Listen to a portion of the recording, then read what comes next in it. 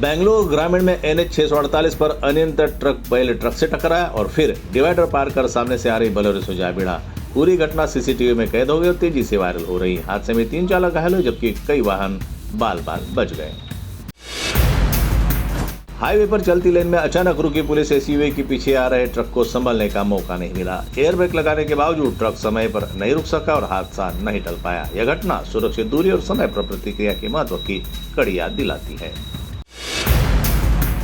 गोवा में रेत से भरे ट्रक की टक्कर से बाइक सवार दंपति की मौत। हादसे में रेशमा और रमेश राउत ने मौके पर ही दम तोड़ दिया। पुलिस मामले की जांच कर रही है और लोगों से यातायात नियमों का पालन करने की अपील की गई है। सड़क के दोनों ओर खड़ी गाड़ियों के कारण रास्ता संकरा हो गया और आमने सामने आए वाहनों के बीच विवाद की स्थिति बन गई। थोड़ी सी असावधानी से बड़ा हादसा हो सकता था। सड़क पर अनुशासन और धैर्य ही सुरक्षित यातायात की कुंजी है। महाराष्ट्र की राजनीति में नए सियासी समीकरणों की चर्चा तेज। दावा किया जा रहा है कि उद्धव ठाकरे गुट के कई सांसद अलग राह चुन सकते हैं। हालांकि संभावित टूट को लेकर अभी आधिकारिक पुष्टि नहीं।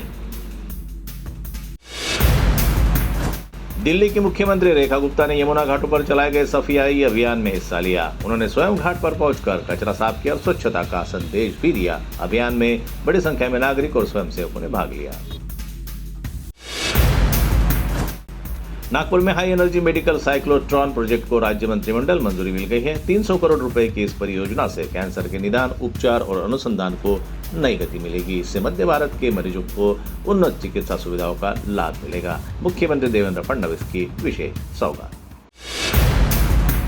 मुंबई उच्च न्यायालय की नागपुर खंडपीठ ने जिले के सभी मान्यता प्राप्त विद्यालयों को परिवहन समिति की बैठकों का विवरण और वाहनों की सूची प्रस्तुत करने के निर्देश दिए।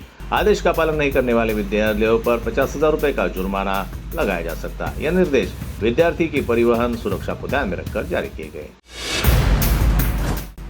नागपुर महानगर पालिका के अग्निशमन विभाग ने हजारों इमारतों पर कार्रवाई का दावा किया है। हालांकि शहर में जर्जर और असुरक्षित इमारतों की वास्तविक संख्या को लेकर सवाल उठ रहे हैं। विभाग की कार्रवाई और सर्वेक्षण की प्रभावशीलता पर भी चर्चा तेज। महाराष्ट्र पुलिस को आधुनिक सुविधाओं से लैस करने के लिए 733.28 करोड़ रुपए की योजना को मंजूरी। इस राशि का उपयोग साइबर सुरक्षा, AI तकनीक, समुद्री सुरक्षा और पुलिस संसाधनों के आधुनिकीकरण पर किया जाएगा। योजना में केंद्र और राज्य सरकार संयुक्त रूप से वित्तीय भागीदारी करेगी।